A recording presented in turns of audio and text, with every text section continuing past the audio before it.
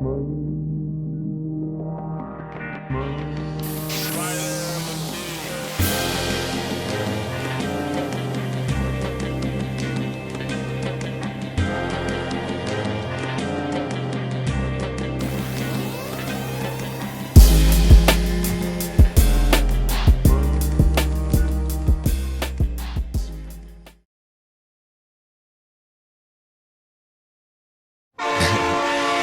everybody, how you doing? This is James, and I'm your host of the I Just Think Different podcast. Once again, I am James. I am your host of the I Just Think Different podcast, and right now I got two educational gurus with me today, and I'll let them introduce themselves, and we gonna get right into it and talk about education and be more educated today. So go ahead, fellas.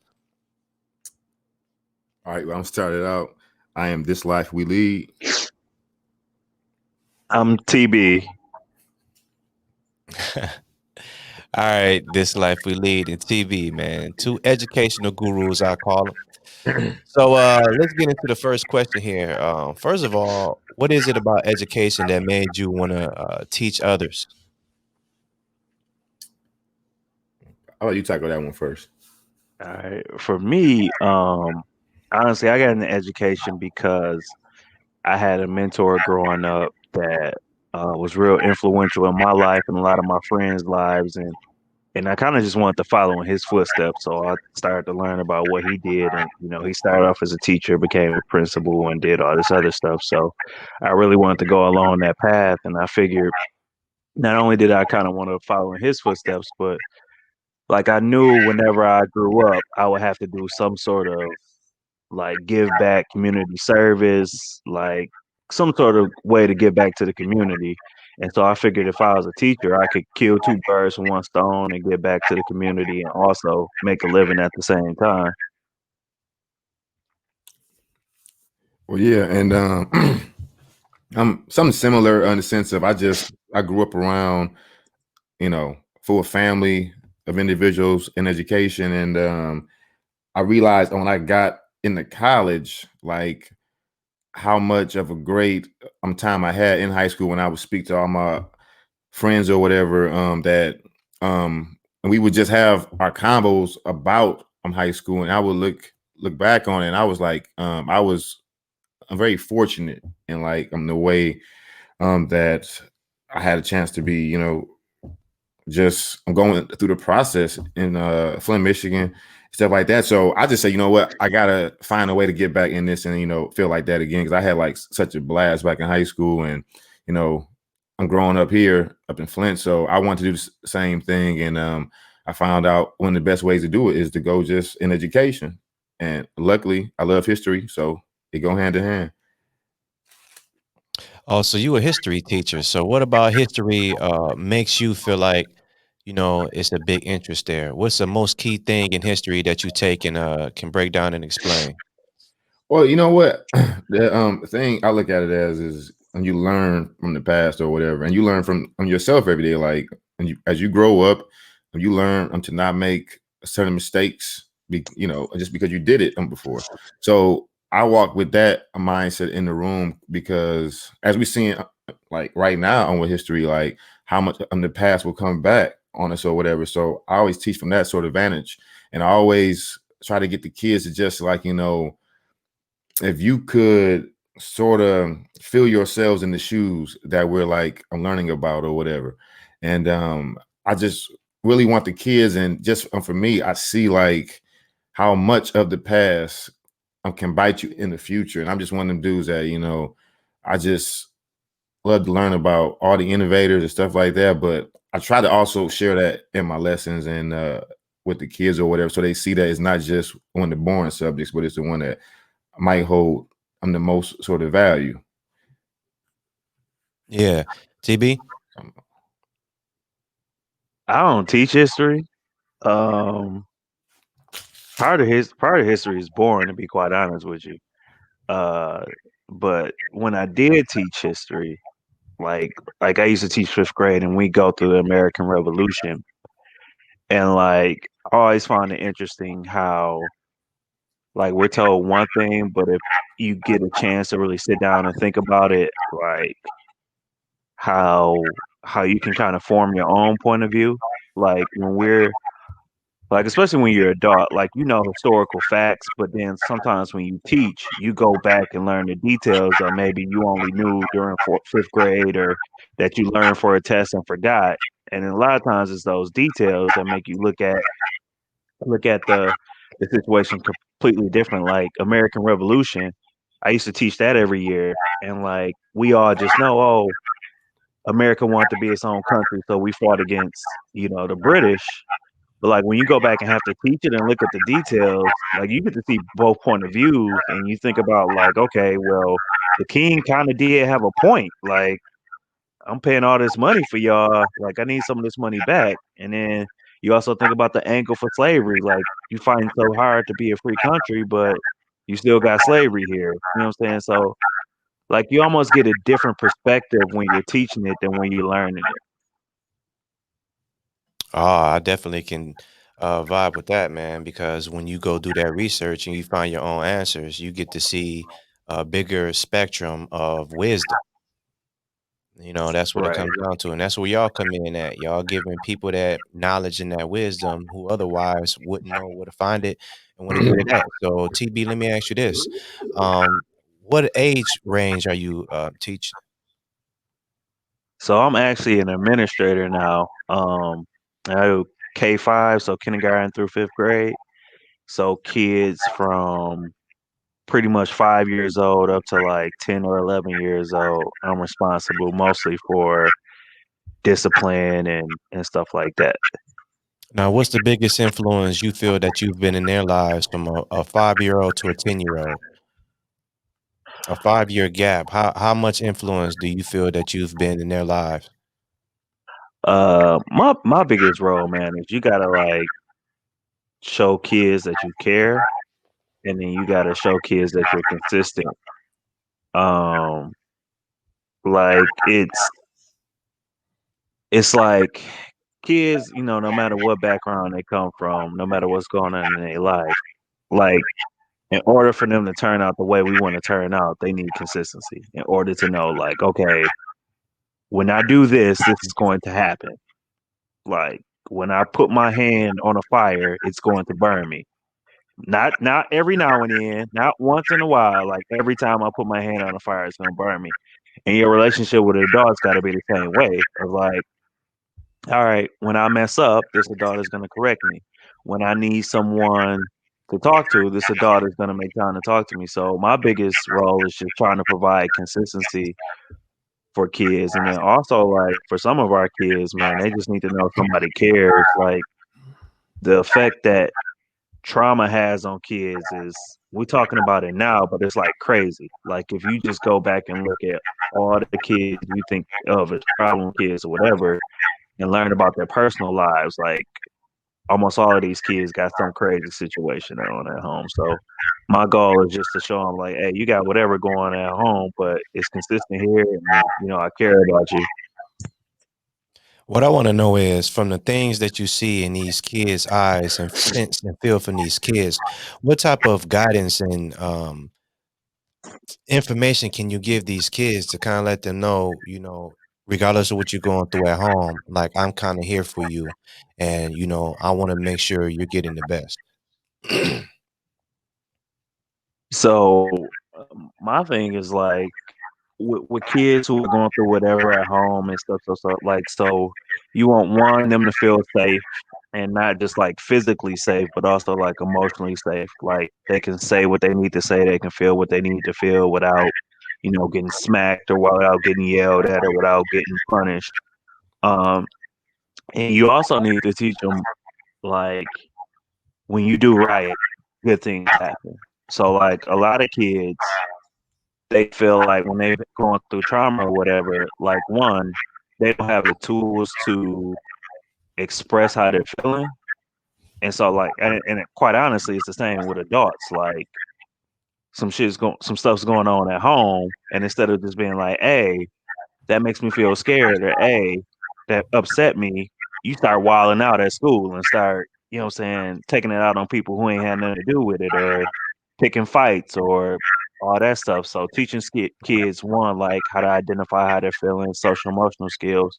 But the other thing is like if you're a kid and you live in an inconsistent life, like there's no value to doing the right thing. Because sometimes you do the right thing and good things happen. Sometimes you do the right thing and bad things happen. Like at school, we gotta set it so they make the connection. Like every time at school I do something good happens. Like every time I do what I'm supposed to do, I get recess or I get a reward or I get points on my point sheet, whatever. And so like whenever you get a kid who's going through something, you got to make those concrete connections of like almost like Pavlov's dog. Like every time this happens, I know this is going to be the reaction. Steve, what age group do you teach? Oh, well, I teach middle school, so it's been seventh grade for the most part for this year, actually. What age group? Well, seventh grade, probably about I'm 12 or 13. So you're dealing with direct teenagers. Yeah, or like on the way to be, but you still around that age where you still got a lot of what you are more likely should assuming, all the energy, all the just. That's the age group. I get everything at that point. So how do you feel the students are towards you versus how you were towards your teachers? I mean, well, you know what? I've taught at a few different situations, school systems, and I've had it where kids are like extremely rude or extremely nice. I've had on both ends. I've seen on both ends of it. So I will say this for the kids to have all the resources that they have in a sense of how they could like do something to make a teacher look bad and record it. I haven't been around kids like that. I'm knock on wood, they are less like I'm trying to find a way to get you to react. When you do have a lot of that stuff in our society now, I really haven't come across kids like that. I've really been around some really good kids over the years, actually, That's good. So what influence do you think you've made in these teenagers' lives? Man, you know what? It kind of varies. I just had some kids a couple of days ago say, "Hey, you're like my like favorite teacher," and this is like a different group of kids that I've never worked with before. That normally, from what I'm told, I'm like the first black male that they've ever had, and or maybe even black teacher. And to even see that type of a reaction is, such a short sort of time span. But in the same sense, when I've, worked with some of my other kids from the past who still reach out to me, I think I might have had, hopefully shoot a positive type of an impact. I know I had to, like I've dealt with kids who I might have been, I won't say I'm a father figure, more like shoot the brother or something like that. And we're always just, making sure that they had what they needed or whatever, whether it was some advice, snacks, just a lot of times with the young boys, it was just a whole bunch of advice, and I had to deal with kids who, when I first met them in sixth grade, was already in a gang, and by the time they got into the eighth grade, at least they were, I don't know if they was in the gang or not. I don't know how you jump out of it, but I just know that they was at the very least not involved with the gang as much. Right. And pay the membership fees. Yeah, I'm sitting there like, hey, I'm not about to act like I know it all. I know he was in the gang. I don't know if he about that boy. Yeah, I ain't Coach Carter now. Yeah. I ain't locking down the classroom. Yeah, he said Clark. Classroom closed. Yeah. Who got chains on the classroom door? Right. Put them books up. Can't in the cafeteria. Oh man. You've been basically dealing with teens your whole teaching career? I have, for sure. Yeah, man. Man, you know what? Speaking of which, we got to talk about some stuff now. Because you're talking about how the kids act. I think I'm telling you about some of these jokes, man. Kids are the most creative kids. Like, kids are hilarious. Like, I know I said some ignorant stuff. I'm sure I said some ignorant stuff as a kid to a teacher, but these kids nowadays, let me explain some stuff right now to the podcast people can know. Okay, so number one, I stutter. So my first year, I'm terrified, bro. Like, you don't understand. I don't know how to teach anyway. And I'm getting in front of them kids, and I'm one of the type of cats, if I don't know what I'm talking about and I'm not like prepared, stuttering is happening. So pretty much imagine a whole school year of stuttering, because like no matter what I did, I was just nervous every day. I was in class like every day, like I'm failing these kids. These kids are not going to make it. It will be my fault. My fault. My first year. You're not cut out for this, Steve. Man, what I end up doing like every day, man, you know, having a hard time. I think on one day a kid might just went like, "Hey, stop stuttering." Out of nowhere, it just called you out. Yeah. But you saw it brewing though, like, and them kids be waiting, like, say something. Say something. Yeah, they was ready. So another thing that happened, man, I never forget this, man. So I got like a pointy head a little bit or whatever. They're gonna show real quick. Kids in the middle of class, and you know, as a teacher, you go back and forth sometimes with the kids. Like, hey, man, stop, you know, just shut up. And they go back and forth with you. Man, so one day this kid, in reference to my pointy head, says, "Hey, shut up, house head." I said,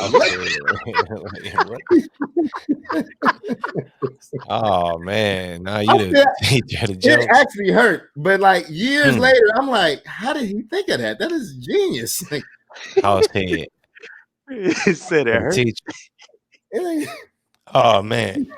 Like at first I didn't get it. I was like, what? Oh my God. I'm like, he thought about that. Yeah, the roof. Hey, he been sitting on that one. He been sitting on that one. He been sitting on that one, waiting on. He was like, man, on the moment.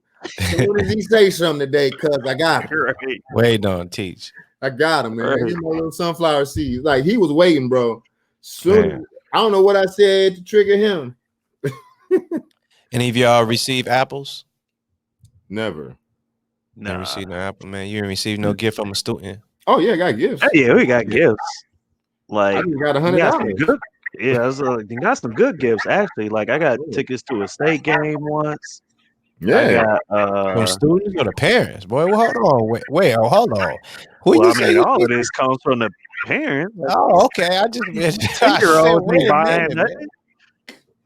Yeah, like I got like you get some, you know, where I'm at in the district, it's kind of it's actually a very diverse district. So you get some people with a little bit of bread, some people ain't got a little bit of bread, but the culture is kind of like you get your teacher something at the end of the year and you get them something for Christmas.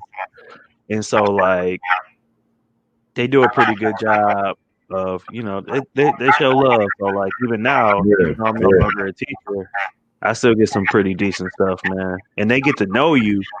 So, like, they know, like, okay, he likes chocolate. He likes trail mix. He likes Michigan State. He likes, you know what I'm saying, the Dallas Cowboys. So, like, they'll get you some really thoughtful stuff. Oh, that's cool right there, man. Now, that's something that you can't argue with. Now, what about the actual people that you work with, the other teachers and staff members? Is that usually cool? Or do you find some teachers that feel like they're more educated than you and feel like they style of teaching is more better than the next man? Or is everybody pretty much on the same page and the goal is to actually teach the kids and to further, you know, educate them so they could be better people in the world? Yeah. Yo, how much gum is y'all finding under the desk?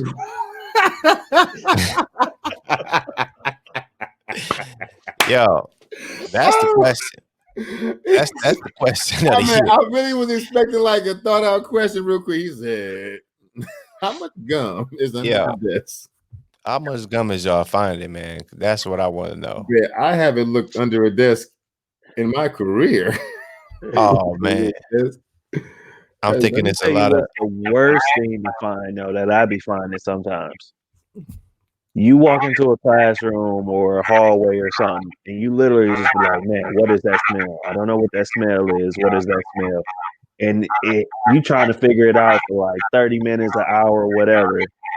And you go look in somebody's desk or locker, and they got an old lunch with a milk in it that they done had in there for like weeks. That is the worst smell, dog. And you find that like all the time, man. And Man, yeah, bro. that spoiled milk, rotten, tucked off in the bag, cracked open, let the air hit it. That's not good. Man, the school food is bad. It's horrible. It's horrible. And I mean, and it's still levels to this. Like, I'm not even going to try to act. I'm not going to try to make it a big thing. But I've worked in some school districts that do got like the buffet style, and it is fairly okay food. Like, you at least get like a fresh some salad, little wrap or something.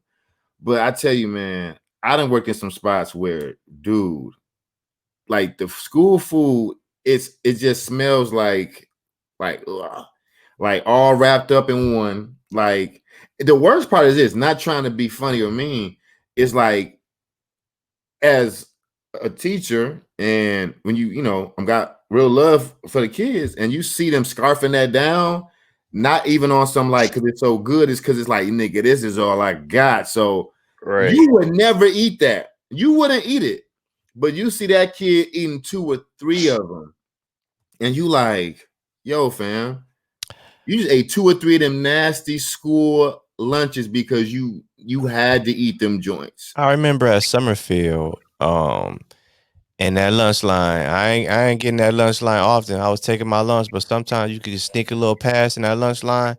Matter of fact, after lunch was over and once everybody got their lunch, you could go back to that kitchen. If You you was get an cool extra with one. it, hey, they'd toss you one of them pocket pizzas or whatever. Yeah. But you knew which pocket pizza to get because it was that pocket pizza and there was that box pizza that was kind of all in one in elementary at that time. And that little juice and milk that they give you, you already know what that's like.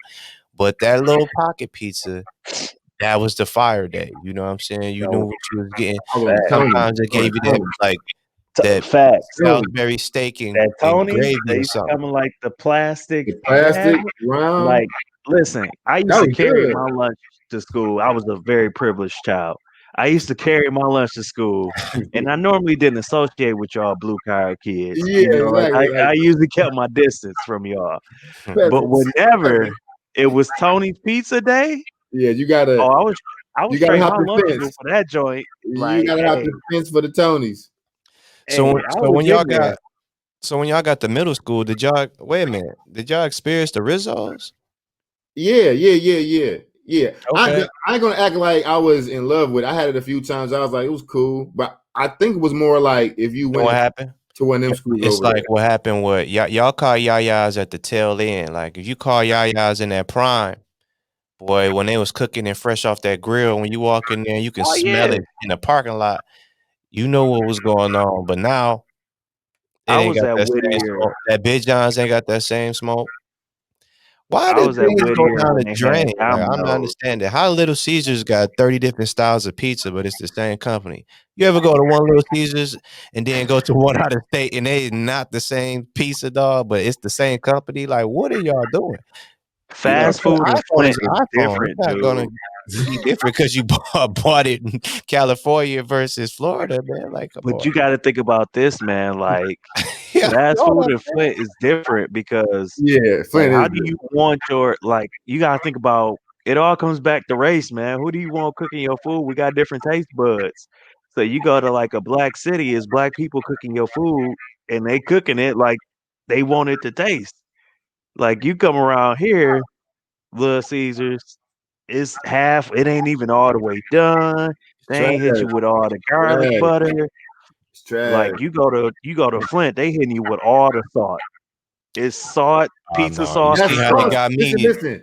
That sauce in Flint does not taste the same as the sauce. Like, it's the It sauce don't. ain't even the same. The cheese ain't the same. Nothing. I'm like, y'all niggas either got extra premium. Hey, I go to the Robert T joint. I had to get into the mic on that one. I be at the Robert T.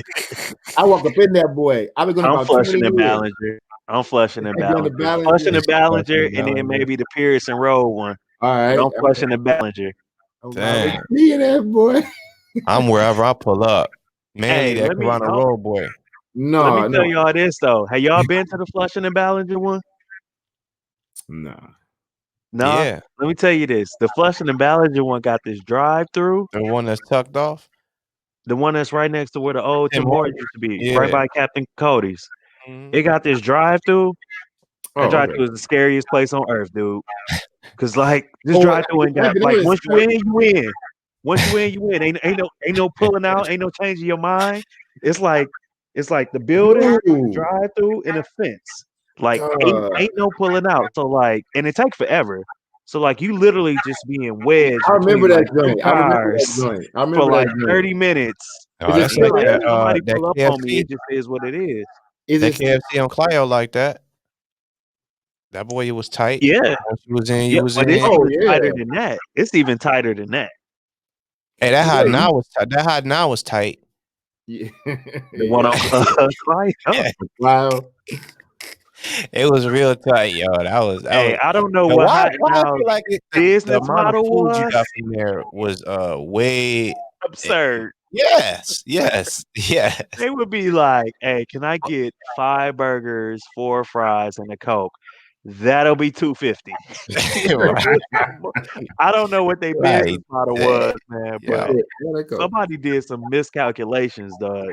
yo, but it must have been fired because people was we was going there like, yo, no, take me to hot now though. Like, don't take me past the McDonald's joint. Yo, why did we allow this is some more educate talk about education.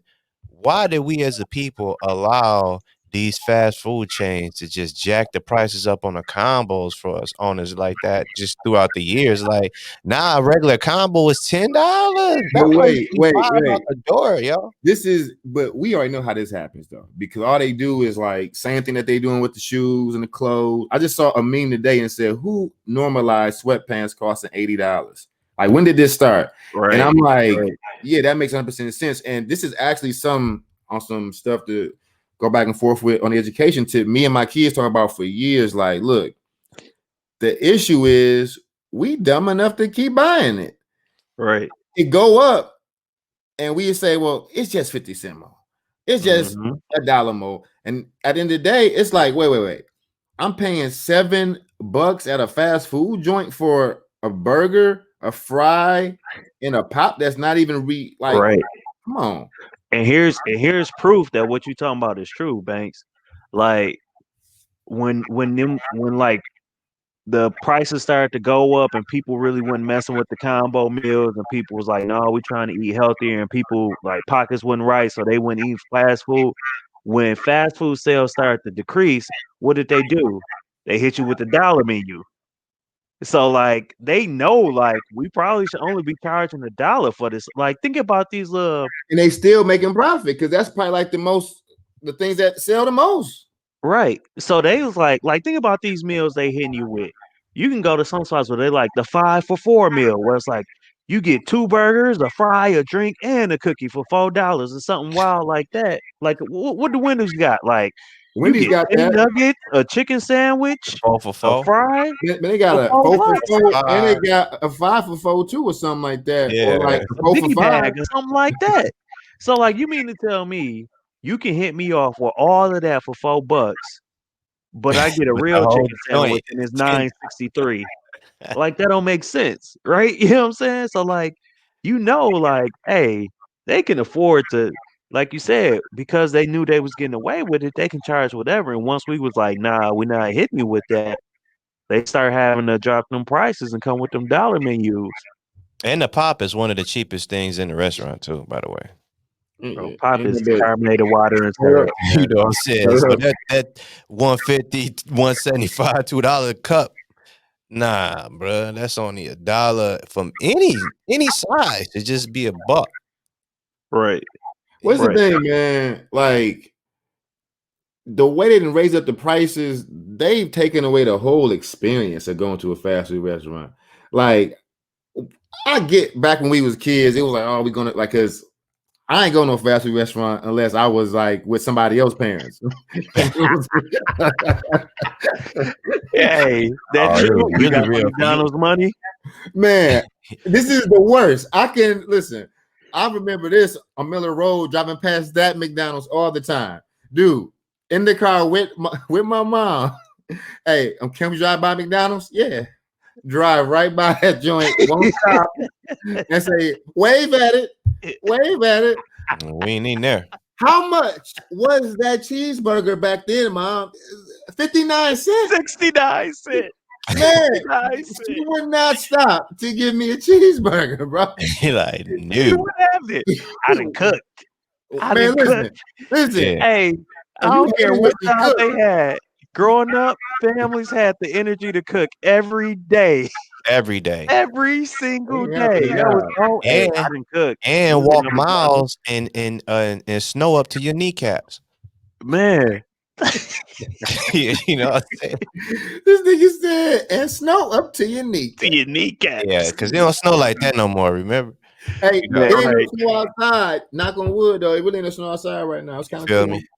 Right. But think about this. That was literally always the excuse, dog. Like, it wasn't like, hey, we can't have Red Lobster because I'm going to McDonald's. It was like, hey, I cooked like every day of the week. But Like, you know what? It's so funny you say that. Like, I didn't try. Listen, this shows, and listen, my mom, she could cook. But a couple things here. It shows how much our parents probably had like 6-7 meals in a on rotation that they knew how to cook and switch it up. I just locked and wasn't there. loaded. I did not peep game as a kid. And it also shows how much you weren't exposed to in the same time, because it wasn't until I was like a decent age with a job where I was like, I think I ordered the crab legs. Like, Mhm. Hey, can I get crab legs, please? hey, time A out. lobster, calamari. Time out. I didn't get that at all growing up. But listen to this though. Like, my mom cooked her ass off. Like, my mom still to this day can cook her ass off, right? Like, my mom puts it down. And so, like you said, like moms had like probably about 10 good meals in their rotation that they like, no, we like chicken again. Like, no, nigga, chicken again. Open up that package of Nora's chicken flavored rice. Come on, let's get it. But like I was probably you talking about like when you get older, you exposed to stuff. I was like 20 when I was like, hey, it's other seasoning besides Lori's. I Thought it thought was it just was a red seasoning pack. salt, and pepper. I thought That's that was it. the only garlic powder. What is this? Hey, real Right. talk. Delicious. Right.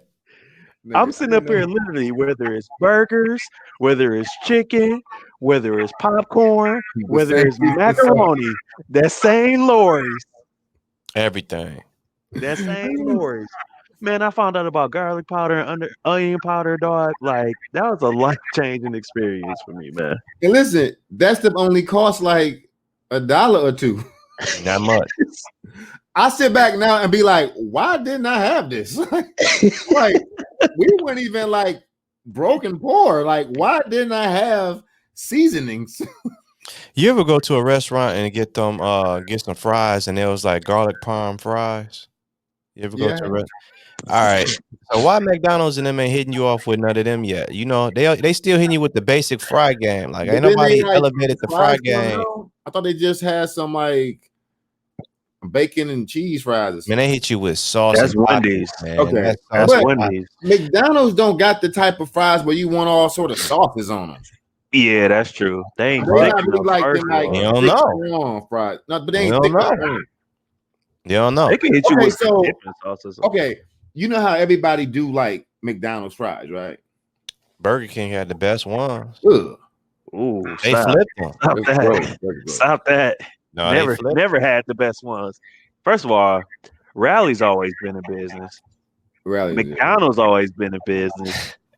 And then Wendy's came and passed up Now, I'm Burger gonna King. tell you who was really in business. Taco Bell got fries, man. No, the Beecher Big Johns that had fries. Oh, I them was heard fire. about it. I never been. Oh, I heard wow. Them about was, it. them was fire. I heard about it. I don't know what to put on their fries. Man, that's crazy. Wait, But wait. it Hey. must have been addictive because, dang, them fries but- was mean. But think about this though. Like growing up, we had like 4 fast food joints. You had like McDonald's, Burger King, Taco Bell, KFC. And then you had like a Big John's And here, the Halo burger. a Halo Burger there, right? Had to be a celebration to go there, boy. They was hitting you with the prices. Can I get your Boston cooler? Take all Yeah. the olives off my burger, please. But think about this. Like now, think about all the fast food and kind of fast food restaurants you got. Like you got like a Panera, Jimmy John's, Qdoba, uh, Jersey Mike's, Penn Station, Them all deli Wings. spots. Like I mean, like Wingstop. You know what I'm saying? Like Chick-fil-A. Like you got all these like in between fast food, not kind of fast food, not fast food spots. That's like we didn't have these as a kid. You ain't have all them options, man. Nah, but I tell you what, out of all those, Like that's Chick-fil-A a gonna give you the best service out of them. And that motto, whatever motto that they use, should be used over all restaurants because Chick-fil-A will treat you the same regardless of what Chick-fil-A you go to. man. I went to Chick-fil-A the other day, and like the dude made me feel like he was seriously happy to see me. Like he really made me feel like he had been waiting on me. Like Oh man, he had been waiting. I went at like 11 or 12. He TB. literally made me feel like he had been waiting all day for me to show up. Like that's why he came into work. I'm telling you, man. I don't know what they do over there, but we get another one around here. We get It's like two structure. around here. It's structure, man. That's what it is. Like that mindset of teaching somebody like that. The McDonald people came up with a structure too of how to make fast food, how to flip it, how to get it the same consistency every time. But that comes to now the actual human being that's making it because now you making it with an attitude. You ain't happy. You mad that you work there. You mad that people slacking off, ain't doing their job. So now you making it like however you making it. Plus you half ass paying attention because you probably on the phone too. Man, McDonald's, dog.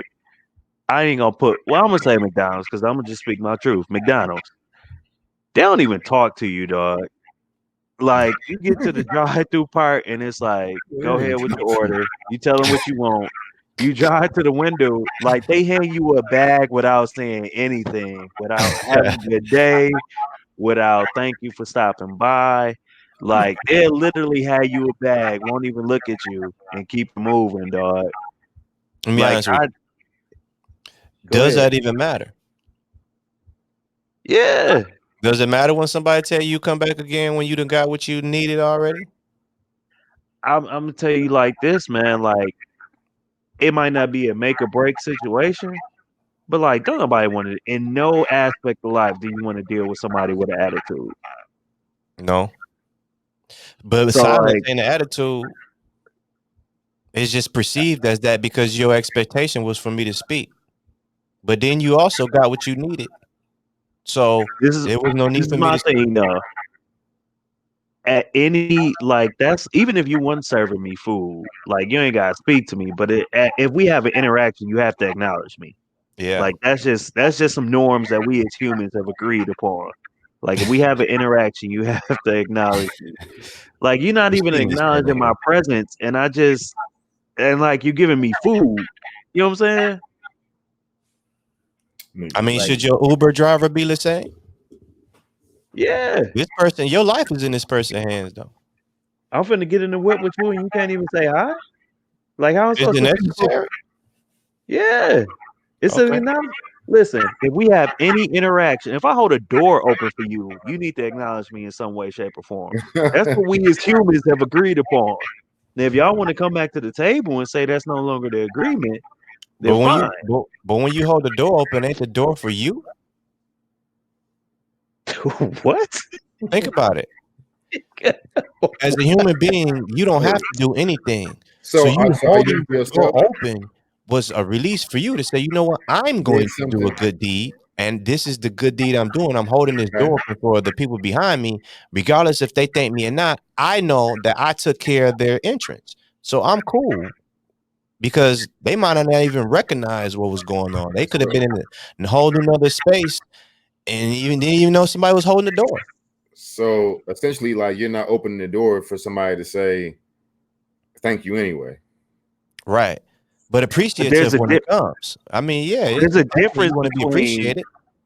But there's a difference between an acknowledgement and a thank you. I'm not saying you have to thank me for getting the food. I'm But saying you got to acknowledge my presence. Acknowledging my Oh, so you presence want a head nod, doesn't a necessarily. arm I bump? need a verbal acknowledgement of like you can he hit me came with back the full hey. You know circle. what I take? You I know need what I a take? verbal acknowledgement. Yes. You know what I take? You hand me the bag and say, "All set." I take that. I take that. There you But go. you can't hand me a bag of food and literally not say anything to We me. said at Like least all set. Like at least all all set. set. All All set. set. Until next I've got a time. few all sets. I've got a few all sets before. Yep. All Have set. a good one. Yeah, all set. Is everything all right? Is everything all right? Man, I think I'm that's missing a crazy. fry. I think I'm missing a fry. Already set you better. Something, man. Like, give me something. Now, Dude, why is this worldwide on fast food too? Um, no matter what restaurant you go to, fast food wise, at least one of them is gonna get your order messed up.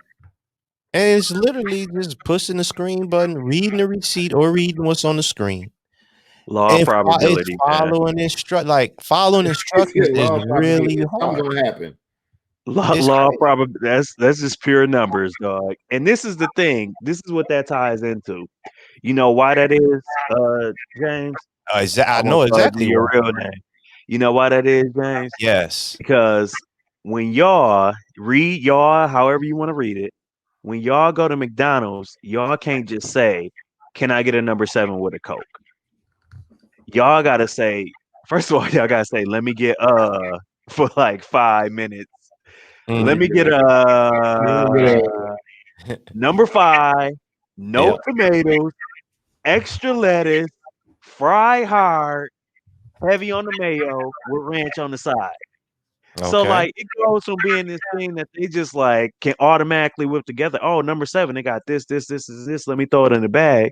So y'all got like all these extra requirements and requests that they gon' accidentally forget to take the tomatoes off, especially if they got to do it with every person that come through the door.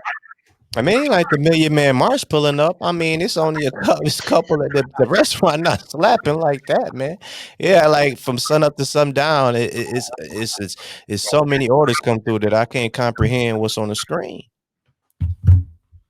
It's a lot Or of not even orders, that. dog. It's a lot that goes into that because the person who received the food, you drove off without looking in your bags. I mean, we all got to be accountable for all our actions, man. That's one thing that I'm saying. And the reason why your food was messed up, to answer your question, what you said is because we ain't putting 100% in like we working for God. So regardless of what you do, you supposed to be doing that 100% period. So regardless of what condition you think you in, you do the max because that's your job. You feel me? And that's the real. See, that people don't want to hear that. But that's all facts right Hey, there, buddy. All Martin Luther facts. King Day is coming up. Like Yeah, Martin Luther man, King stop. talked about that. The Stop, free man, king. stop. He said, Free work like king. you working for God. Oh, hey, he threw that curveball in there, man. I did not expect that. He said Didn't see that one coming. the Didn't see that one reason you coming. messing up, dog. The Hey. reason you niggas He said, because you ain't working for God. It's facts though, man. I was like, Hey, wait, wait a second. you need to put together that all American meal like God watching. God is supervising. Who's on Friday? All right. God. Think about it. No fries, Lord. Hey, when you at work, why not put the best foot forward at all times though? Nah, Martin Luther you King right talked though. about that. Man, you right though. But it was just funny, man. Like God, Hey, it's a trickle down effect to that. facts. Because now you got a messed up bag and now your time is wasted. Now you pissed because you got other things to do. Now you can't eat. So now it really is a rollover from a multitude of things that could have been happening when you just wanted to quick fix real quick. So it's a ripple effect to a whole bunch of things that could be going on. You know, that could have been Yeah. somebody's first meal for the day and they got robbed. You can't get a meal right. That could have been their first time ever going to McDonald's. Right. What's me You last know, time? just get my stuff right, please. You know what I'm saying? When y'all are teaching and you telling students, here's a pop quiz and here's the test, and you write down those questions for them and they answer them, and some of them, come close to the real answer, do you cut them some slack? Like, well, you almost got it. You like, nah, this is the answer. All right, so this is what I ordered. This was on the receipt. Where's that? But let me tell you about that though. Let me take you back to that. You talk about it's a trickle down effect, and it's like it all starts. I know what you're talking about when you say trickle down effect, like mess up one thing and it leads to some other mess ups. But it all starts with whoever's in charge, man. Like one thing I've learned about education, whether it's kids, whether it's teachers, whether it's whoever, is like people don't always rise to your level, but people will definitely sink to your level. So like if you want some like people ain't always gonna be as professional as you is, as on time as you is, whatever day or die. But if you unprofessional, if you like ain't caring, if you always late, et cetera, like people feel so comfortable being late. People feel so comfortable being unprofessional. So like when you talk about a McDonald's or something, and the same thing with kids too. Like if the kids see that you want some bull in the class, man, best believe they looking for any reason to come in this class and be on some bull.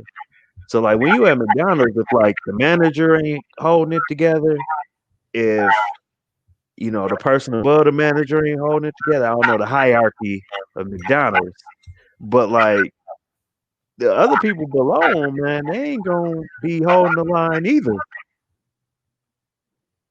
So now put that into a life perspective. If the man ain't taking care of his responsibilities at home, the woman is not able to do what she needs to do, nor is the kids. That's a trickle down effect as well.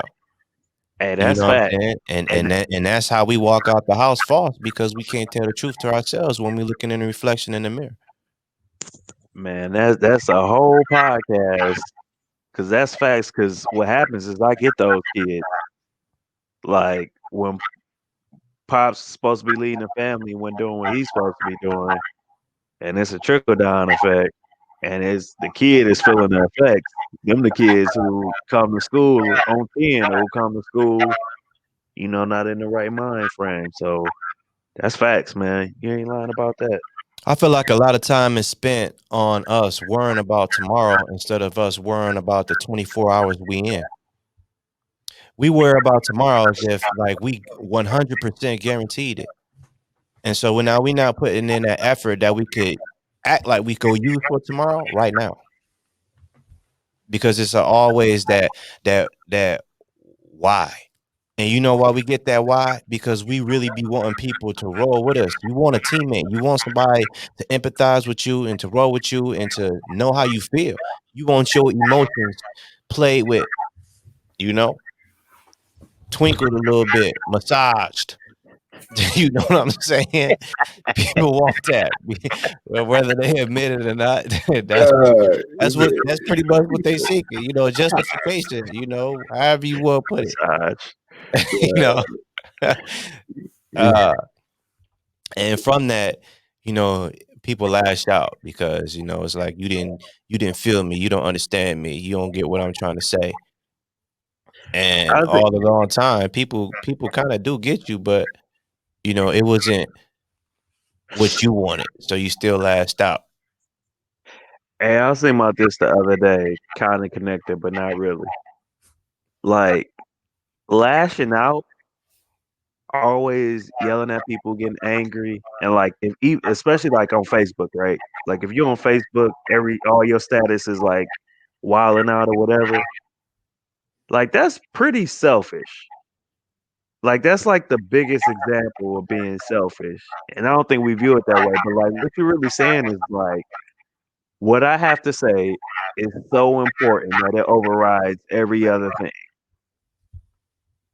And like that's kind of selfish, man.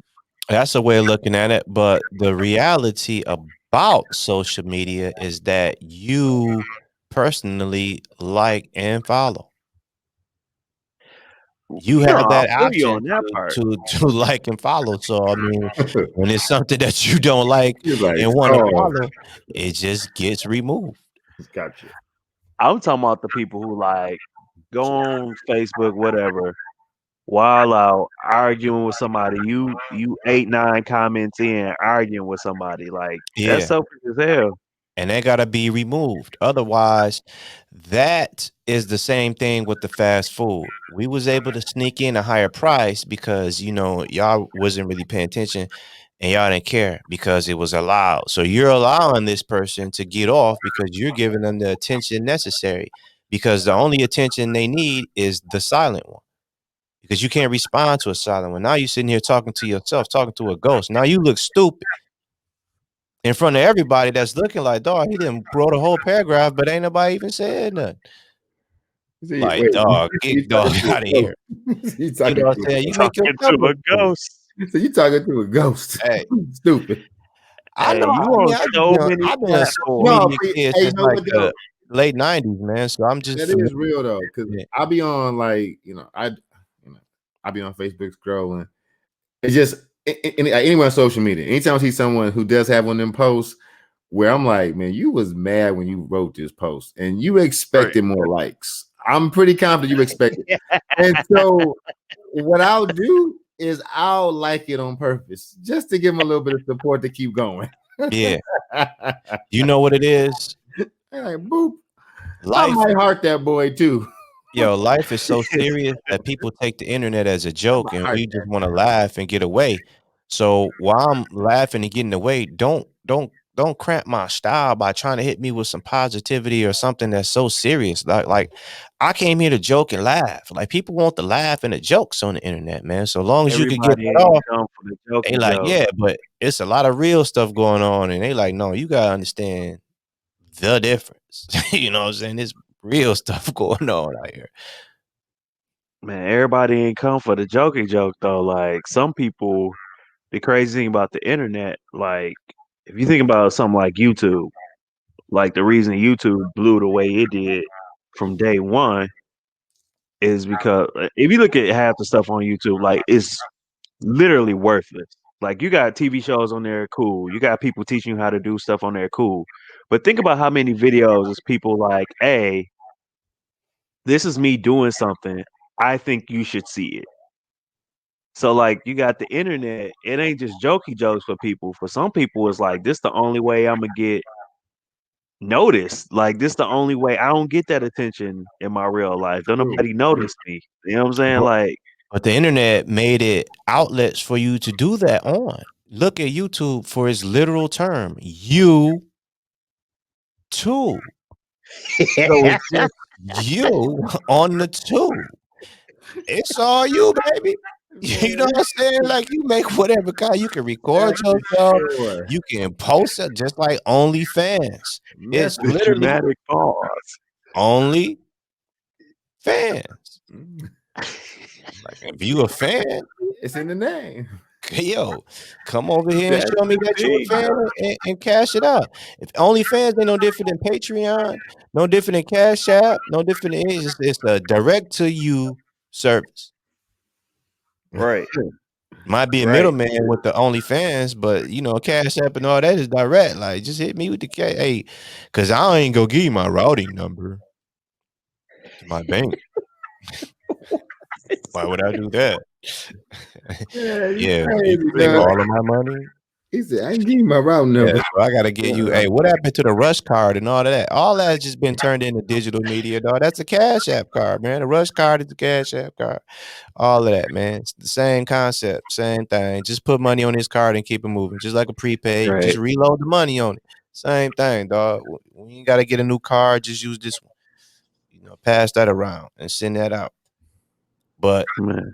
nowadays, which ain't no different than the old days, is people want to be a part of something exclusive. Now, I'm gonna walk this down because I know for a fact that when I was 18 years old and I was living in here in downtown Philly, and they had that All-Star weekend, and me going into that lobby of that hotel and seeing all those basketball players and stars and groupies and everybody else that was in there was just like wow, like it was cool.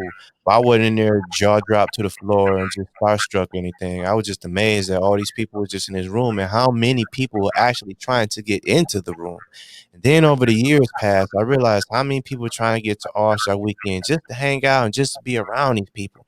Then I'm realizing on the outside looking in on it, like, wow, okay, so people just want to hang out with people with money or people that's known. They just want to be out and socialize with just other people that's just hanging out. Cause wasn't nothing going on.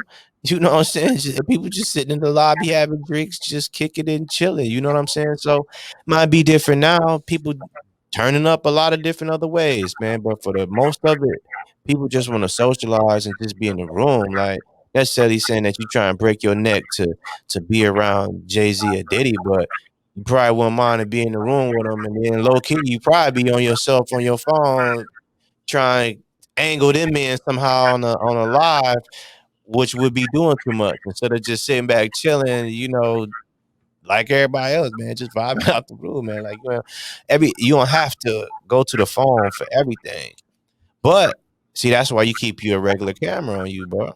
Like you want the moment, boom, hit them with the regular, Sony cam. Hey, ain't nobody argue with you. You got an actual cam on you. Like, oh, it's an actual photo.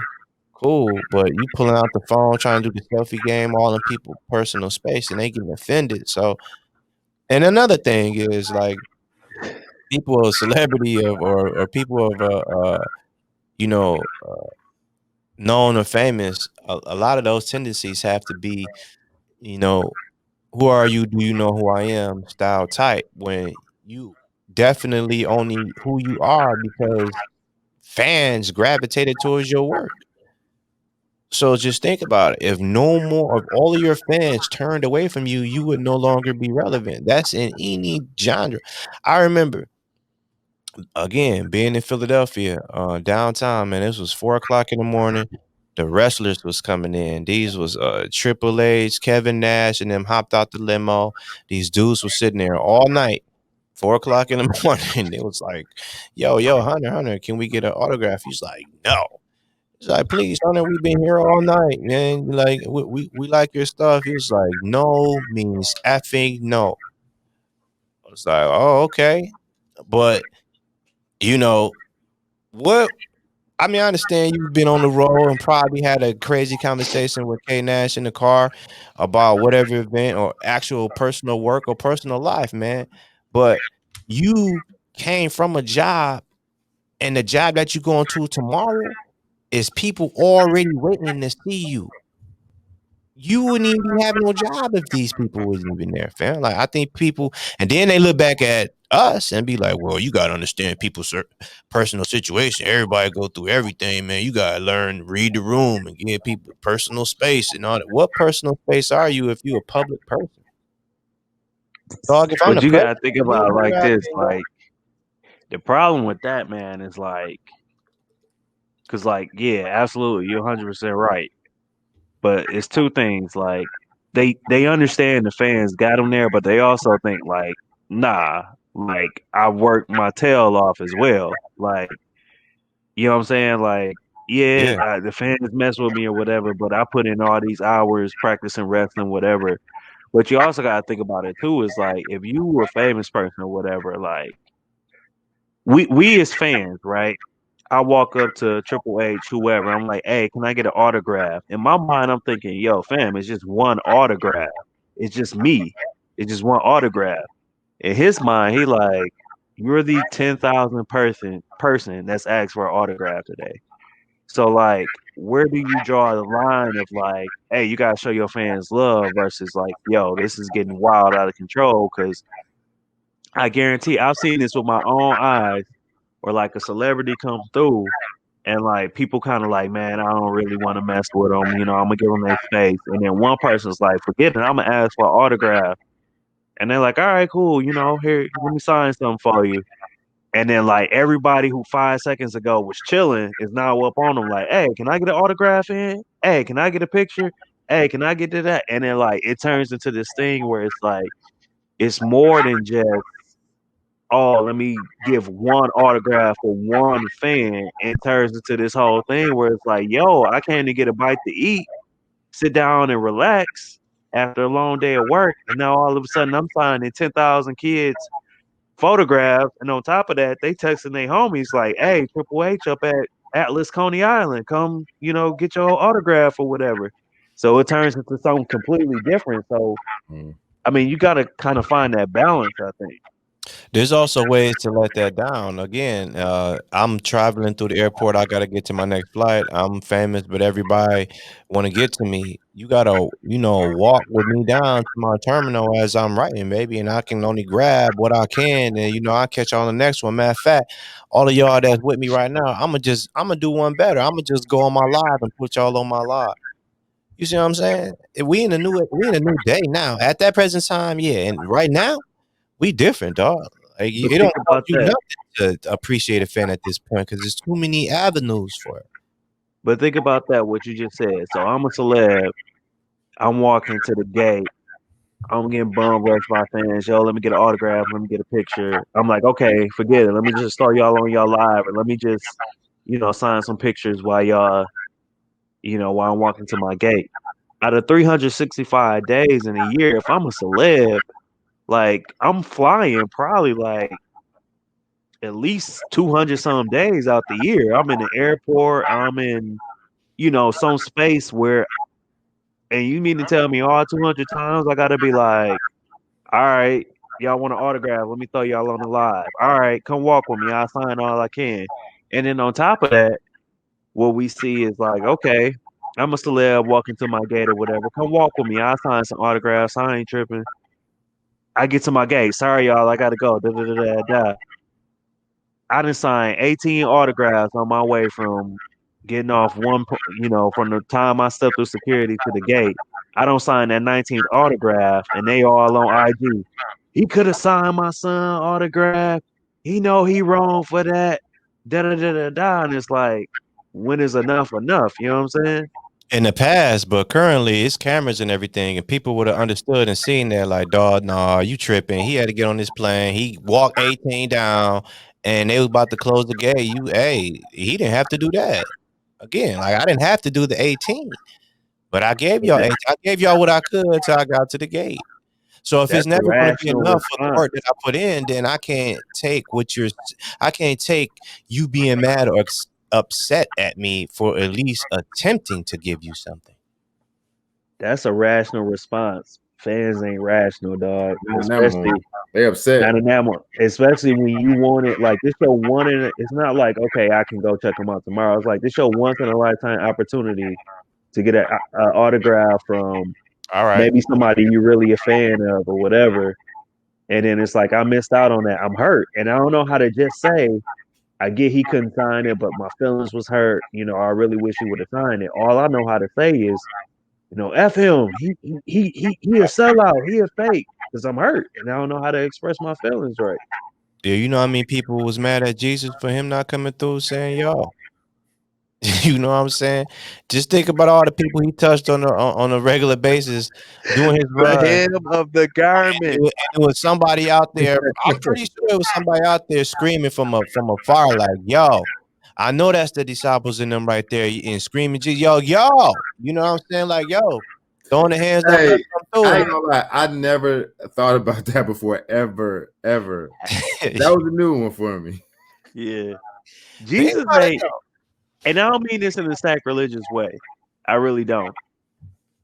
Jesus ain't always get that love like we think he got. But he gave Like it. That's the point. it was some spots where he did go through and it's like, yo, there's Jesus. I done heard about him. Like Jesus would literally just walk into a city and just start teaching. Like just start walking to a city and just start like talking and giving parables and teaching or whatever.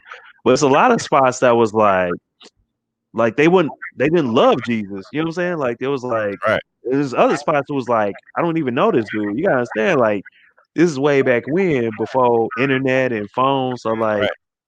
it wasn't like he was doing the, late night talk shows and people knew about him. It was like, So what that teach I me don't know is, what this.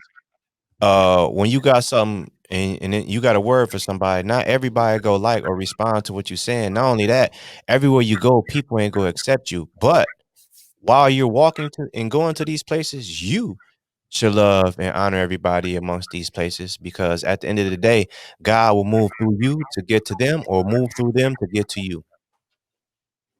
Word. That's a That's word. just what you can't miss out on, but your attitude and your ego will have you missing out on it. I get this example all the time of, you ain't got no job right now. Okay, come with me. I'm finna put you on for $5 to rake my grass. You like, yo, rake your grass for $5? I'm not raking your grass for $5, man. I got house and kids and everything else to feed. But see, here's, you missed it. You missed your blessing, because while you was raking that yard, 20 more cars passed and said, get me after that.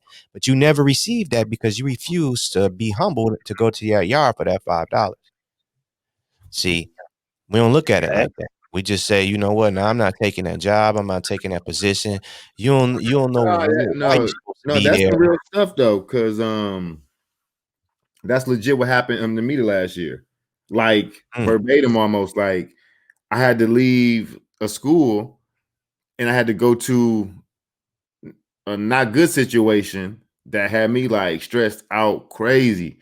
But because I took that initial step of leaving one school, I wasn't scared to leave another school. And I found myself in like the best situation so far.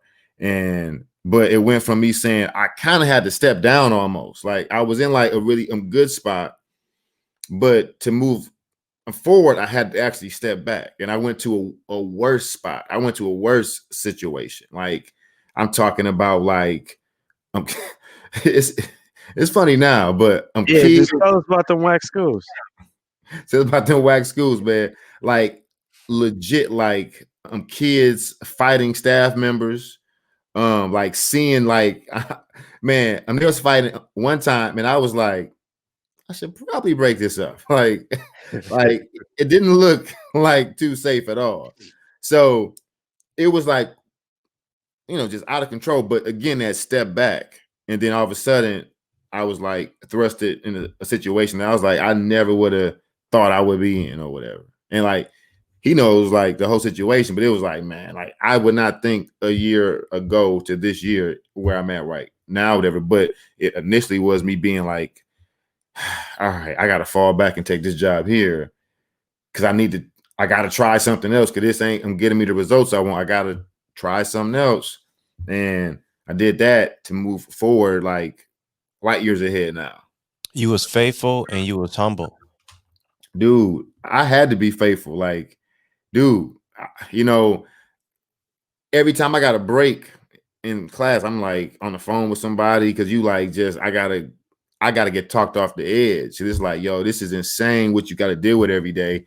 And even dealing with like, number one, school supplies is low. And like, everybody hear that stuff all the time. Like, oh, we hear about school teachers. I'm like, no. When you work in some of the spots I worked at, when I mean school supplies, so I mean like your textbook looks like a notebook now because everything been ripped apart. You know what I'm saying? And those are like normal supplies or whatever.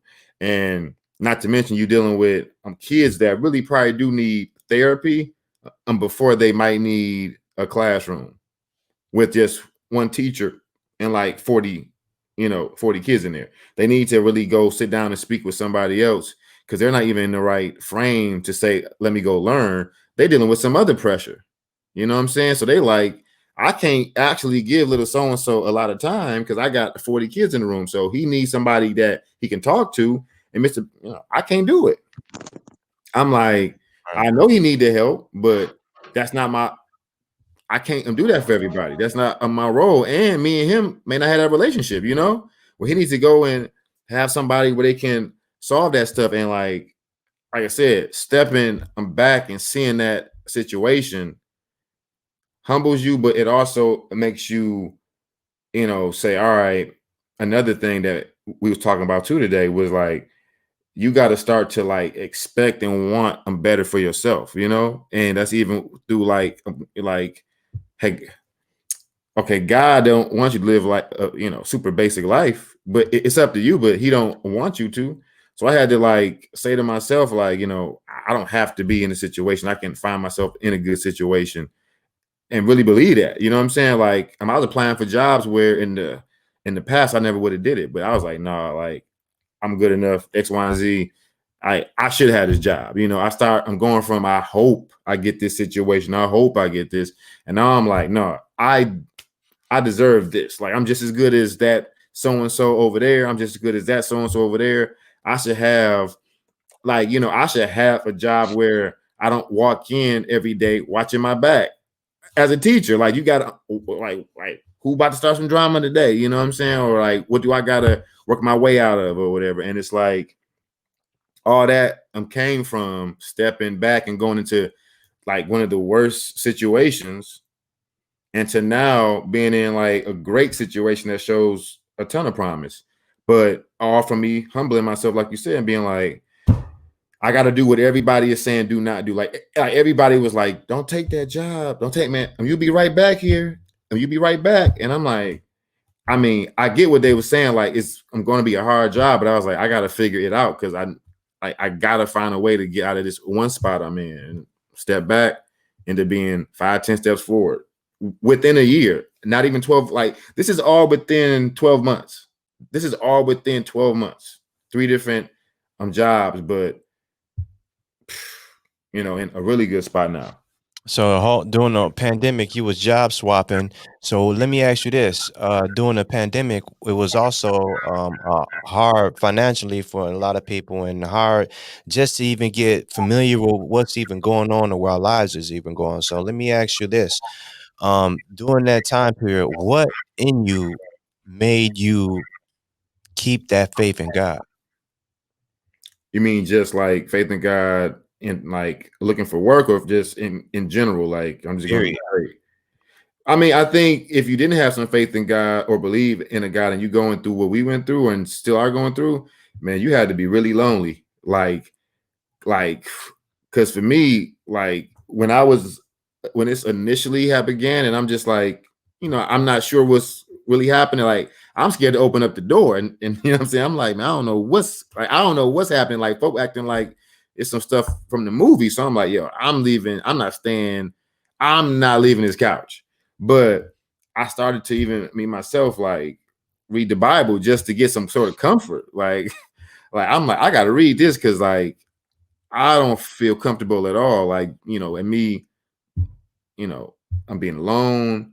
And you start to like, I mean, at that time, like folk was putting all type of crap on social media where like stuff was just like scaring like that heck out of people. I was like, man, if this might be the end, let me pick this book up. like, yo, I ain't trying to get left from behind on some I don't know, but I was like, let me pick up this book, man. This ain't a joke.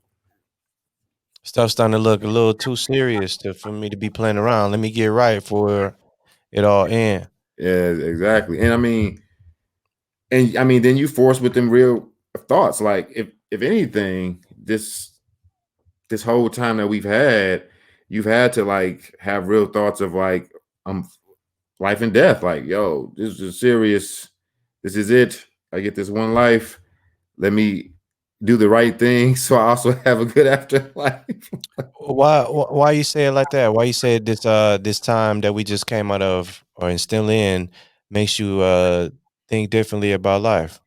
Because of the virus and how it's taking people, or because it's just you are like forced to look at the reality of what's all around us or whatever. Like you seeing like folk that relatively should have been healthy or whatever, and then a week or two later, and they're not here, and then it just starts to be, I think, a lot of those alone and like solitude, because even if you're there with your wife or you're there with whatever, it's still a lot of alone time. Like like you just not doing what you normally do. That I'm bringing you that life, that I'm bringing you joy. Like I go play basketball, that brings me joy. Like I'm going to church. Heck, making music, like all the things that we look forward to stripped from you. So you ain't left with nothing but time and death almost. And as you just sitting there like, what can I look forward to? Like what? And then all that stuff is like a distraction too. Like, yeah, you know what I'm saying? It's a distraction from thinking, like, it's good stuff, don't get me wrong. But like when I'm hooping, I don't have to think about like eternity. You know what I'm saying? Like when I'm making music, I don't have to think about life or death. Like I remember, I think when it hit, like I remember during the pandemic, I'm working from home, right? Like during the true lockdown when you couldn't go nowhere. And so I'm working from the crib. And one day, like I was about to do some work, and this was before I turned my computer on. And so like I ain't have no music playing, I ain't have no TV going, I didn't have the heater going, I had nothing on in my house. And I just sat on my couch and listened to like all the noises in my house. And like that was like the scariest thing on earth for me. Cause like if you got a house and you literally just sit and don't got nothing on and sit in silence, you really hear all the noises your house make. And not just like washer, not just furnace. But I'm talking about like floors creaking when ain't nobody walking, doors making noises when ain't nobody in the house. And so I realized like when you really sit down and be still, you pay attention to so much other stuff that you don't pay attention to, before. So you And missing so it's stuff. like you missing stuff. And so like life is the same way. Like pandemic forced us to like really sit still and be like, okay, I don't have, work to distract me. I don't have my commute to distract me. I don't have all these things to distract. I can't go out and get drunk to distract me. I can't go out and eat to distract me. I got to really sit down with just my thoughts because that's the only thing I can do. I done watched every TV show. I'm sick of talking to my spouse. Like I ain't got nothing left with my thoughts.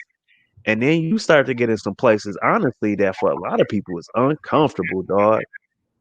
Like some stuff where it's like, yo, you got to face some hard truth about yourself. Like I learned some stuff about myself, nothing too crazy, but I learned a lot about myself just from like I got to sit down and face reality. You know what I'm saying? What's been one of the hardest things that you've seen during this whole pandemic of sitting at home, of coming into realization of self and a deeper realization of self of, um, you know, what is the best outcome, the best me I can get out of this pandemic?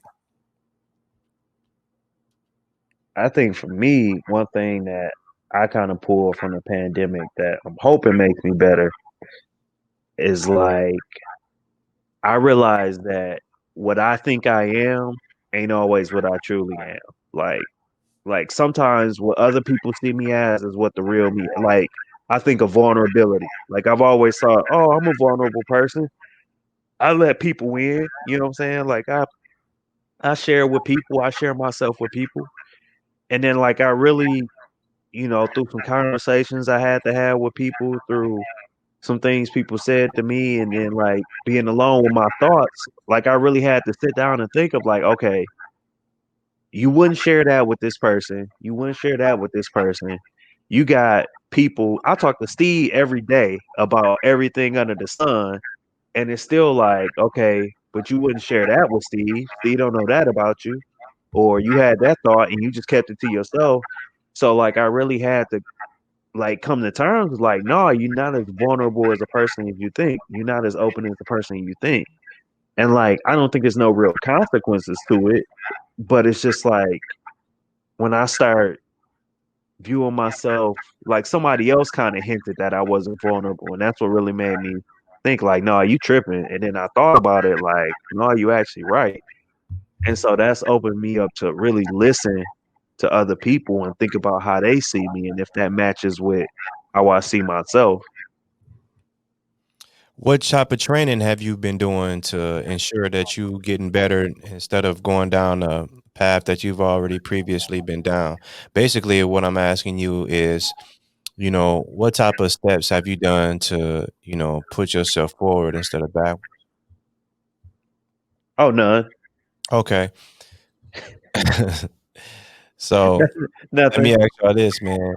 Since y'all been home and all this time, like what type of educational activities or ideas have you guys thought out and put out to use for kids or for any educational piece? Like, what have we done in terms of education during the quarantine? Yeah, like what type of plan have you put together to, have uh a guide for a better way of learning, a better way for teaching, a better way for education, a better way to teach your kids, a better way to, do things? Like, what type of curriculum have you put together, if any, since you had all this time and you teach? I just hop in. Like, I haven't put together anything like that, but I've learned the biggest thing I've ever learned, and it's one of them things where you can say this, but it's hard to actually do this until you got some like growth or some like experience in the field. Like, you can't be your first year just, I'm gonna use this type of a mindset. But it wouldn't have made sense to me in my first year, but now it makes sense. Like, I went on a couple of job interviews and I realized like the thing that they were focused on the most was one simple thing, was like, are your students learning? Like, the simplest thing, like, which is why we're all there, but we literally forget about that because we got to reach so many scores and blah blah blah, and you got to do it this way and read off of the paper and whatever, blah blah blah. But like, hearing like principals and whatever say like the ultimate thing is like, are the kids learning? And even though, yes, I still have to do those other things, I still have to make sure it meets goals, standards, or whatever.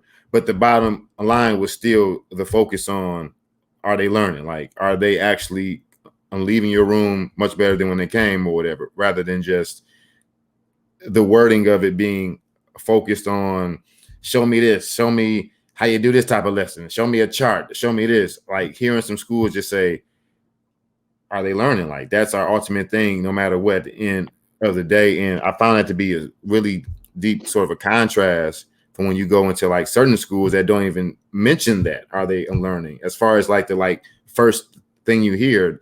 But to hear like schools where I know the kids are actually doing well, and that being their first thing. And so I put that in my life now, but it's also made for me to have like just the like simplest of mindset when it comes to education now. Like, not, I'm focused on a million things, which I'm going to actually now do just naturally. But my focus really is on like, what's the point of this? Like, are they actually going to learn from the lesson, or is it just me just like something that they really don't need? You know what I'm saying? So that like flipped my whole switch in education. I think I was able to like, I've been able to use that from that point on out. So, half a year, but it's also been like just mind blowing for me in the sense of how I view what a lesson is and how good a lesson is, Since you learned that, what type of impact you think you're able to make now with all that information? Well, like, because this year there's so much sensitive stuff in terms of like voting, riots, everything, Corona. So, what'd you say? I say Corona. Yeah. So I'm saying like so much stuff, and it's so much sensitive like subjects. So if I'm going to put together a lesson that could actually probably make a student or his family feel a certain sort of way, I have to look at it from the viewpoint, is he going to learn from this stuff? Like, is he going to learn from this, rather than just, I have to talk about something that I know some of my kids don't believe in, or because they believe in these things over those things. So when I have to tackle like a lot of things that deal with race, I look at it from the viewpoint of, how can I make sure that this is a lesson that helps this kid learn a lot more than he knew about a different group of people than him and what they have to go through. Like, we did a lesson on stop and frisk, and by the end of the lesson, like, this was like the most funniest but saddest thing a kid has ever said. In the chat, somebody has said, dang, I guess the cops aren't fair. Like, they legit, for all these years, were under this simple youthful mindset of the cops are fair. Why wouldn't they be? Like, we all had Dare come in the classroom with us when we were kids, and we didn't think like, yeah, right. Like, it took me a long time for me to say, man, the cops are on some like blah blah blah. It took me a long time, because I'm raised to like, no, they're fair. But to have these kids in 7th grade say like, dang, I guess the cops trying to figure like it was almost that thing of like I guess the blacks aren't lying. Like Jesus, Right. like I guess it, like as he saw the video, he or she, I'm not sure who it was, saw the video, and but that's was the whole point. Did they learn and they walked away like with the new mindset of like, yo, this is messed up, like because they didn't know it. And a lot of times we expect people around the world to know these things and be able to like feel what another group of people are feeling, but when they really, to be fair, haven't been taught like what they have to go through. They like we just are growing and we assume other cultures know what we got to go through. All the other races know what we got to go through or whatever. Like, and it's like, no, some of them may not know. Now, some of them we know do, and they still ignore. But it's like very interesting when you see this, like a kid, and they truly are like, I don't know. And would they ever have known if I wasn't their teacher? You know what I'm saying? That's the thing. Would they have known if they didn't have a teacher who thought like, would this benefit them rather than will it rock the boat? It's always going to rock the boat. Like, but is it more valuable in the long run that they knew this type of information, or rather than me maybe getting a phone call or or whatever saying you show my kid the truth? Yeah, like I'm not about to make up stuff. This is a real situation. These are real factual things. So I learned that just like, hey, are they learning? If they ain't learning, it's a waste of time. Yeah, it's very well said there. TB. I don't even know what the initial question is, but going back what Banks said, Like, and Lakers. he said what? You said I forgot what the question was. I was like, Bulls or the Lakers? Yeah, Bulls or Lakers. Lakers or Celtics. No, I think one thing I always say is like, and I ain't gonna be too long. I got these chicken thighs and the slow cooker I gotta check on. Um, but I always think about like we spend so much time in school these days, right? Or like in society, I guess, trying to prevent black people from like being the person that's stopped by the police and killed, or like being the person prevent black people from being the person that's raised in poverty, or prevent black people from being the person that slips through the cracks. And that's like what most of our people who are trying to who understand race relations and all that, like that's what most of our energy is geared towards. It's like preventing black people from being victims, which is needed, which is good, of course, but we don't spend enough time preventing white people from being the perpetrators. You know what I'm saying? Like we okay, so we spend so much time trying to prevent black people from being the George Floyd, but we don't spend enough time preventing white people from being the cop that killed George Floyd. And so like when we go to schools and stuff and it's like, okay, well, it's a predominantly white school, so we ain't gonna talk about, black history stuff, or we got so much of stuff in the curriculum, so we ain't gonna talk about social justice issues or da da da da. Like Banks was saying, like that's when you get these people who, if you a white homie, especially, chances are you've never had a black teacher in your life. So like you go through your whole life with no trusted black adult that you have a relationship with that can tell you like, hey, you know what I'm saying? Like black people are mistreated in this country. Like you in your whole life you hear about it and you may decide or may not decide. You may have a classmate you vibe with that's black, or you may for whatever reason connect with the stories on TV, or come from a real liberal family so you feel a certain way. But like if you're a white person in this country, chances are you're going to grow up without a positive relationship with a black adult in your life, and oftentimes without a black person period in your life.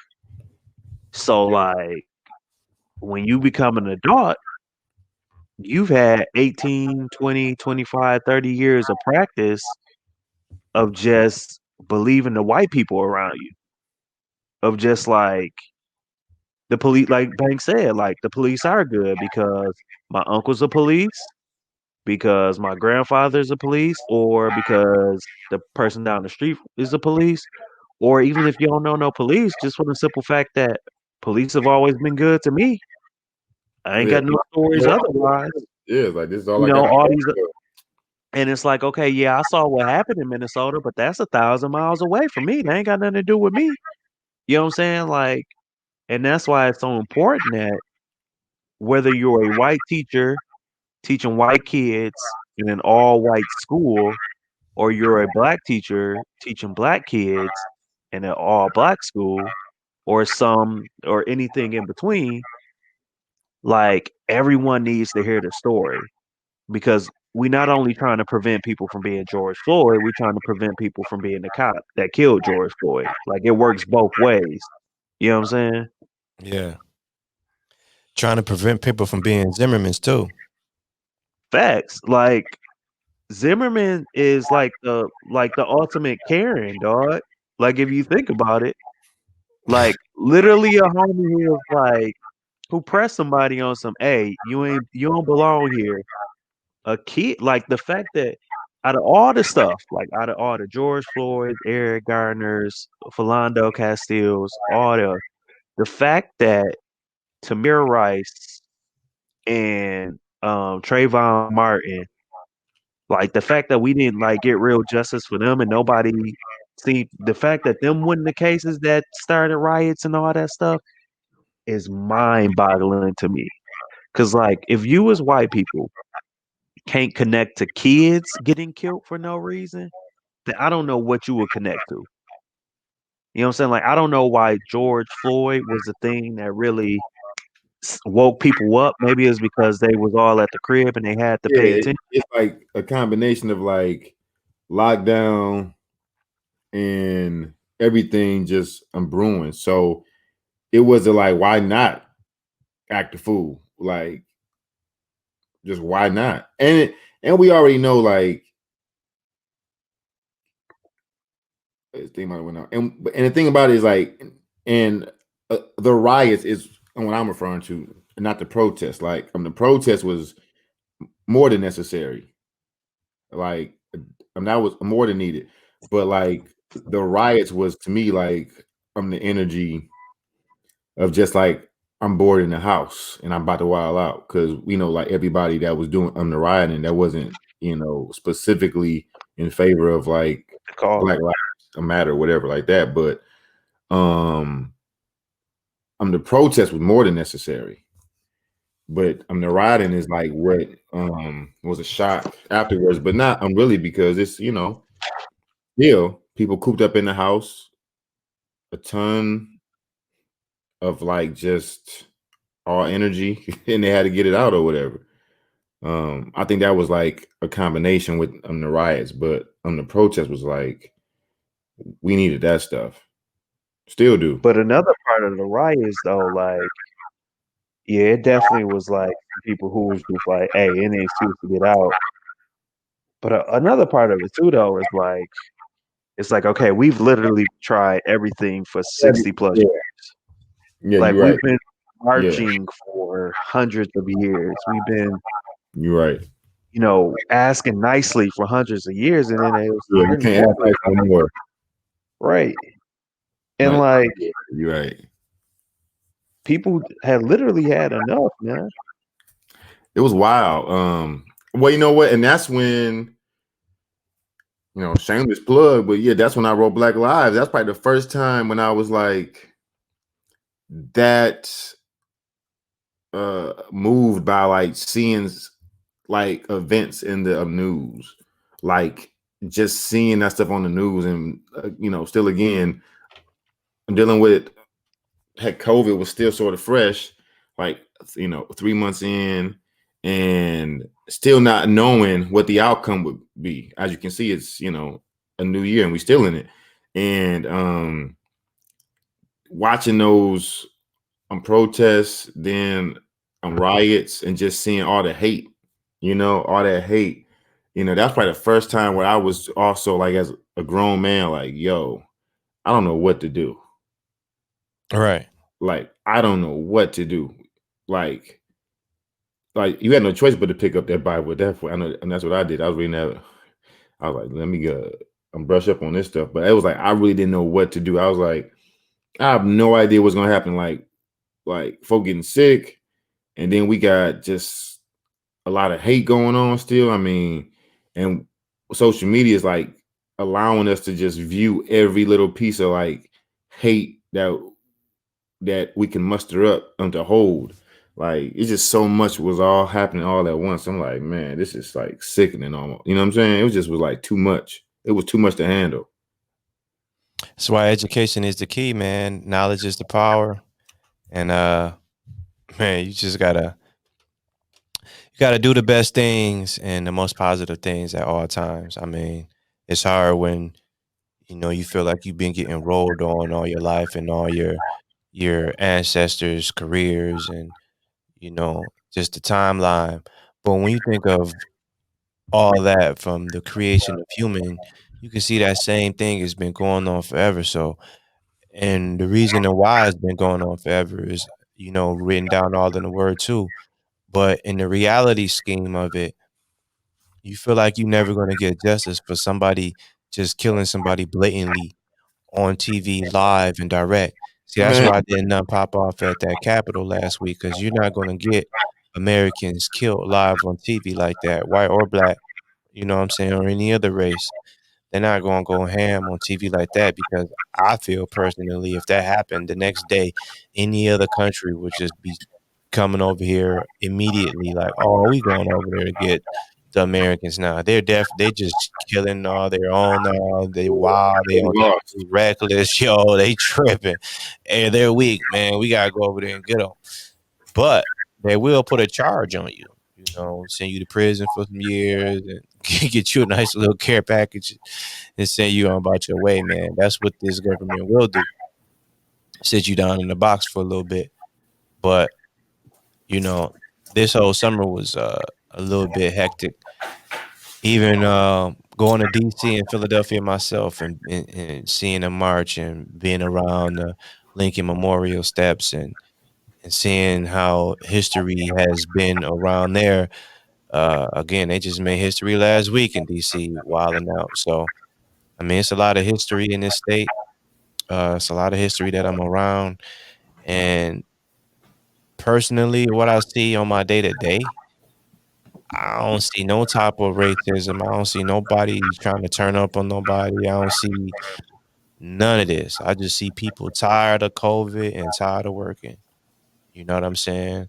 As I drive around, I do see some Black Lives Matter things on people cars and stuff that uh, they out and about in the country and whatnot. So it's like, okay, people be trying to rock and roll with you, but the only way to rock and roll with anybody is truly by the action that you present yourself. Um, we all can go outside and clean up our corners. We all can go outside and clean up anything. We all can go outside and put food on a block. Collectively, that's what we can do. Anybody at any time, because it's all the human beings and the numbers is where the strength come from. So if it's just one person out here handing out meals to the homeless, how far you think he gonna go? But if everybody from the city coming down here dropping off food, I mean, it's enough food out here to have a whole buffet line. But what does it cost you? See, I feel like people value their own lives more than actually putting a smile on somebody else's face where they feel that what they gave them wasn't appreciated. Almost like if you give a homeless person some money, it was a kind act in that, but if they threw it on the ground, you feel disrespected by it. But Yeah. maybe your blessing was just going in your pocket giving out the money. But see, now you miss your blessing because you react on what they did to the money. So your whole you can have a blessing and lose it right in the same sentence, depending on, your outlook and your take on things. So I appreciate y'all coming by and getting on the I Just Think Different podcast, being educated over here, just trying to find some things to, educate us to get us by, get us through the day because our lives are definitely changed and it's not the same as it used to be. And I don't see them getting regular anytime soon because what is regular really now? What is normal? All these things that we've been taught coming up as a youth to currently you can actually open your eyes when you can do your own research, when you can get your own knowledge, you like, man, what I've been told was just a joke, just been a game. So what game are we really in and what type of toys are we? Like human beings are really toys being made to go after certain things, being made to argue and fight with each other, being made to go to different social sites and be exclusive because it's like a new thing, but really it's not when you look at the spectrum of it. And everybody just retreading the same thing and feeding it to you like it's something new, but it's not. But people so down and out, they want to be a part of something so hot, so bad that you just gotta go get on it. Yo, it's so crazy in Flint that they just pull up in the parking lots at the bar and the bar ain't even open and just sit there and congregate with your own pull up. And it's cold outside. So people are just ready to get back to just let me do what I'm doing. But see, this time you should be taking to definitely renew yourself to become a better person and a stronger person during this time period, not the same person you've been. Most people should come out of this a stronger person. Should all gain some type of knowledge in the lives that we live in right now because it's just not cool and what anybody expected. And I know nobody expected this because they don't even know how long it's gonna go. And then every state is different. And then you still talking the United States when doesn't really seem like we united on anything as divided states. It's side against side. It's Democrat versus Republican versus Trump versus Kamala Harris versus Joe Biden versus what they did in the past versus y'all done put more people in jail than this person versus everybody got a PhD and they a scholar when it comes to politics and religion, but nobody has a GED on their own life just walking out the house. But think about what So you said, man. Like, for us to come together, somebody's gonna have to give up something. Who gonna be the people to give up something? your personal self. Your personal self. You get your personal. The only thing you gotta give up is time. Time and the willingness to go to God and be like, you know what? I'm actually putting things in your hands and be faithful to Him and just put the work in. And He go take care of the rest. There ain't nothing else to discuss. But in order to get to that part, you gotta get people to understand like it's the faith that gets you through. That little bitty mustard seed is really what really gets you through and mustard you through. But if you don't believe in that and you don't feel in that, okay, fine, man. I can't feed and save everybody, But but take it back those to the people don't social know. part though. Like for all of you talk about divided states of America, right? Hmm. Like for all of us to be on the same page, somebody gonna have to give up something. Who gonna have to give up something? Again, you got to give up your ego and you got to give up your time. Who got to give up their ego and their time? Humans, Everybody got to give up their ego. yes. Because why are you having when your ego is hindering you from being able to be next to me? You hate me and don't even know why. There's a problem that you've placed over me, and I haven't even done anything to you, or you assume something that I've done or my past has done. But you can find all that and simply looking at um Deuteronomy 28. So, I mean, when you're looking at things from a reality perspective, a lot of black folks and minority folks been probably crying about the situations for the longest. But when you look at it from the wide spectrum of and how those people even got here and who was here before who and how Moors was here as well, and how people was getting traded and tricked and manipulated. Like you peel it back again and be like, yo, I am actually a human being and I'm actually accountable for my actions. And yes, those things happened in the past and they're very unfortunate. But as for today, I no longer want to deal with those things in the past. I only want to fix the current condition of right now.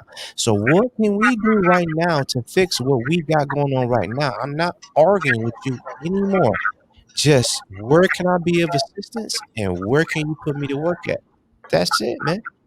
It ain't really no room to argue about anything else because again, you gotta let that ego go and be gone. None of that like, oh, I forgive you, but I don't forget. And all like, yo, completely forgive and forget, completely let it go. And you know what? For the people who can't conform and want to get on the real new way, then fine. Stick aside, get away. Stand aside. Yo, every slave from the South did not run with, Harriet Tubman. They stayed chilling. Like, well, see you when you get back. And they came back 2, 3 times and they still didn't go. So, you know, everybody don't want to be free, dog. Until the ground starts shaking and you like, oh Lord. So, you gotta have your ducks in a row beforehand. They tell you the story about Christopher Columbus all the time, like he founded America, but how you find something that was already here. Not only that, is that I can't come over your house right now. You show me around. I say, man, that's a nice house, TB. Now get out. Why? Facts. Why? Because you got wiser now. It's more time than passed, and you like, you know what? That was kind of fun. Like you can't do that. Not only that, when you look at when you look at a world map in high school and school, elementary, and all these educational places, they had them globes, right? I know you remember the globes. The globes were so cold that they even had the 3D Rocky Mountains on there where you could put your hand on the mountain and you could feel the lumps and everything in the mountains because it was just that cold. You mean to tell me that they had a globe that showed all the continents of this earth, and some man or crew of men that went to each borderline of each continent and somehow scaled it to be able to put it on paper when there wasn't even a photo of the earth to the 1970s? But you know So how inaccurate the maps was though. Like if they if you was look at inaccurate or not, they look good enough to be a representation of the shapes of the continents is my point. I'm talking about go look at like the early maps, like even before the maps we got, like you will see how like okay, I live in Italy or wherever. And so like you see this map where like Italy is the biggest country on it, you know what I'm saying? Because that's all I know. And so like what people progressively found is like there are spots like if people knew better, they did better essentially with the maps is what I'm getting at. Okay. So you got dinosaur bones, right? These are Right. prehistoric things. Things have been here for millions of years, they claim. So it's something that could be around for millions of years, and then you can dig the bones up, put it together, and then put a face to it when you weren't even around to see what it looked like. Type of technology we got around this month, Yeah, all type of stuff though. huh? It's all type of stuff out there, man. That can show you what something looked like without it ever being in existence. You see what I'm saying? Yeah. See, people believe in that, but don't believe in Jesus, though. See what I'm saying? So it's a whole new wave and another spectrum to go along with that. But like I'm saying, the point is, all this stuff is here, man. Just it take 6 months, 6 to 8 months to get to Mars. So you want to go live on Mars. So how many rockets are you sending to Mars with material and people on them for it to land on the planet, get there safely, land on the planet, open up, and then you full on ops can move around and work with it. Now the people that you just sent over there, they can breathe well and able to sit here and now build structural buildings and stuff now. Like so, I mean, That's the life, right? People trying to get out of here and go to Mars, go live on another planet, right? So if it takes 6 months at a time, again, so how many rockets are you sending up there to even start the initial? You know, what rocket has actually landed out there that you actually got on the planet that you rolling around that's done landed there safely? My brain has a hard problem, understanding that we can send something out this Earth and then land on another planet, bust through their atmosphere and everything, and just completely land safely on the ground, unfold itself, roll out, and then be operable. And then somehow package itself up, take off, and then come back. But for a rocket to leave here, you need a blast off. They ain't blasting off planets when they get on the planet. So, but here we need a countdown and a blast off. So why you can't you get that same countdown and blast off when you leaving the planet that you on? Different. You know what I'm saying? See, we don't ever think like that. We just like, oh yeah, they've been to everywhere. But have you? You don't know. You know what I'm saying? Even if you have or have not. My question is, why is that's a lot of money and funding going to stuff like that when people can't even eat in your own community? When cities and towns and your tax money is going to your health care and all this type of stuff, and then you got something you can't get help for, but meanwhile they can send rockets and stuff out the atmosphere. You like, well, how they get that money? They sending that stuff for free. And I ain't knocking the program. It's nice to go out there and see the planets that have Google Map View and all of this stuff, man. But yo, people dying every day that need assistance, right? That need help. Oh, You know what I'm saying? So once again, man, I appreciate y'all for coming by on the I Just Think Different podcast, yeah, yep. where education is the key here. On this particular episode, the I Just Think Different podcast. Once again, I'm your host, James. I'm gonna lead us in the prayer, man, and we go get out of here. And like I said, once again, I thank y'all for coming by. So, God, thank you for allowing your will to be done over our lives. I just ask that you would just touch anyone that is listening to this, touch anyone that's going to visually see this. Ask that you would just allow your will to be done over their lives. I ask that they would draw closer to you and a way to have you just touch their lives and just transform them from non-believers to believers, or even just take their lives to another level where they know that it's actually you speaking. So speak to these people, Lord. In Jesus' name I pray. Amen. Amen. All All right, right, man. bro. Peace. Peace.